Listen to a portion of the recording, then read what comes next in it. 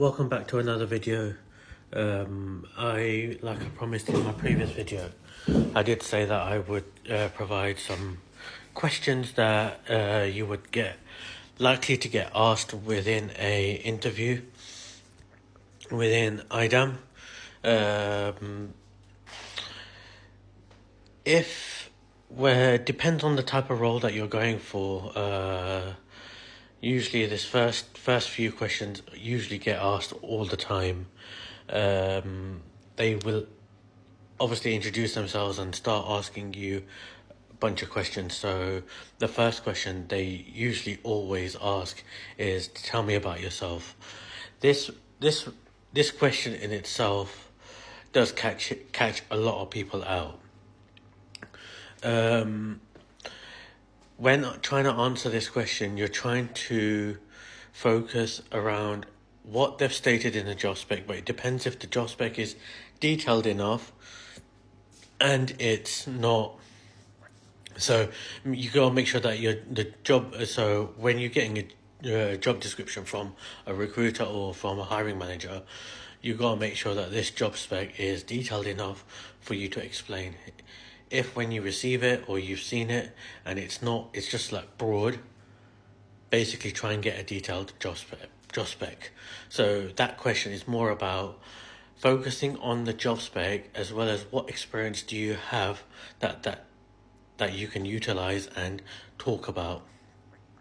That question is roughly, you roughly only take first, 2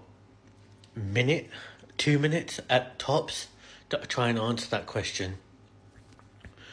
The next question, which usually always crops up, is custom connectors or any type of connectors within like any IAM tools.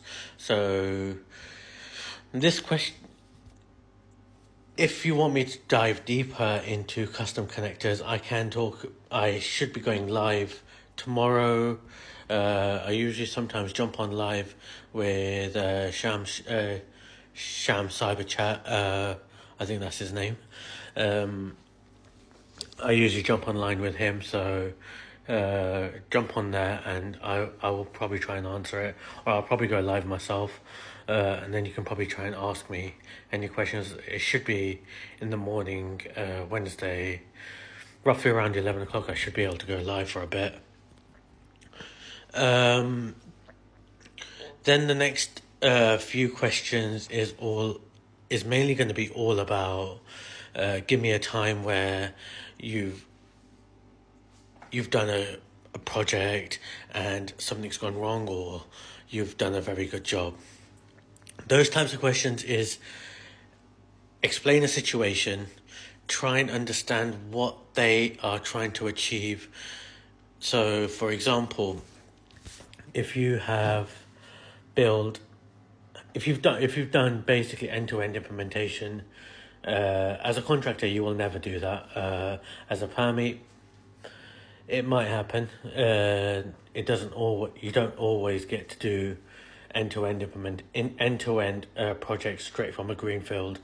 You're usually taken off anyway, more towards the end, because the end bit is more about supporting the client and any last minute changes.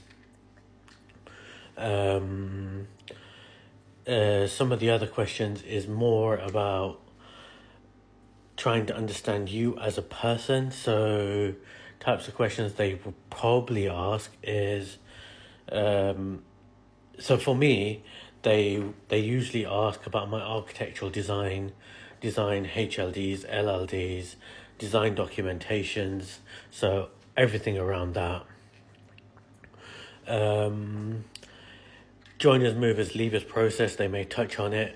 It varies from company to company. Some companies do ask it, like when you're interviewing for consultancies, they will touch on literally everything.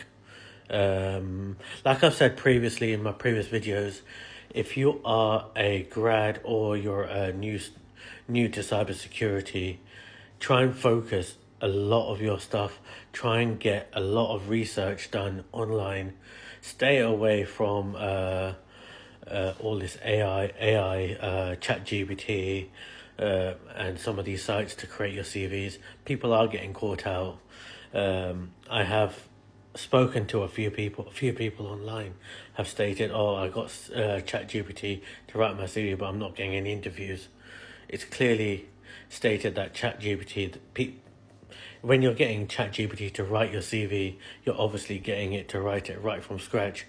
Even if you write it yourself and then get ChatGPT to make edits to make it look better, I think that does help a little bit, but I advise to clearly stay away from it. I use GenNI a lot because obviously I'm doing stuff on the side with SellPoint as a demo stuff that I'm doing online. There's stuff that I need to pick up on because obviously I've been out of work for a year, so I'm kind of doing that. And lastly, make sure when you're interviewing, make sure you ask at least 3 or 4 questions. Make sure it's open-ended questions where they're able to not just say yes or no, they're able to give you a full end-to-end response. For contractors, it's good to ask more about the team, the structure, how long the project's going to last for. With perm, it's more about team fit, culture, and what you'd expect to be doing in the first week, 1 month. So I usually say from first week, it depends on the interview, but I usually do go with 1 month, so 30 days, 60 days and 90 days, so up to 3 months. That usually just helps. There's a lot of questions that you can get online, and there's a lot of people that you can follow for other interview tips, but these are the main kind of interviews. So quick refresh is, tell me about yourself, give me a example of a custom connector that you've done or any sort of connections. They want to know processes for that. How have you done it? I'll try and get another video out about how you create a custom connector, what you have to do and what you look for. I can create another video regarding that. And then JML processes, joiners, movers, leavers process. You've also got to include birthright access within that. It's just all of those 2 questions are all about processes. How have you done it? What have you done? And what processes have you provided to the company to address their issue within identity access management? As we know, identity access management is, and this is one of the selling points you can use, is identity access management is the core front of cybersecurity. And as we are today, cybersecurity is evolving and moving. One of the final questions they may ask is, where do you see identity access management in the coming years? That could be a number of things, but that is a very vague question. If someone does ask you, make sure you do look up what's trending in identity access management. There's a lot of things which are trending. So you've got identities, role-based access control, so RBAC, ABAC,